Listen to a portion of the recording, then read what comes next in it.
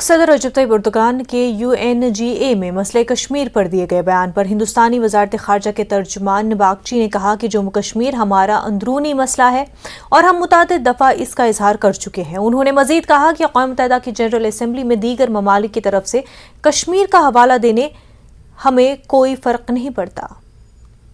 کے بارے میں وہ الگ مدعا ہے، UN میں ہوئی تھی، ہمارا اس پہ وقتویہ ہمیشہ بھی ہمارا پوزیشن بہت کلیئر رہا ہے۔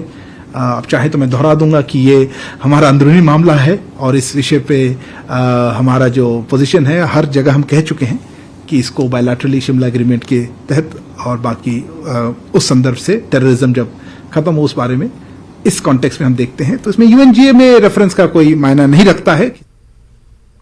شمالی کوریا نے روس کو ہتھیار فروخت کرنے کے امریکی دعوے کی تردید کی ہے۔ شمالی کوریا نے کہا کہ اس نے روس کو ہتھیار فروخت نہیں کیے اور نہ ہی ایسا کرنے کا منصوبہ ہے۔ امریکی حکام نے دعویٰ کیا تھا کہ راکٹ اور توپ خانے کے گولے خریدنے کے لیے روس شمالی کوریا کا رخ کر سکتا ہے۔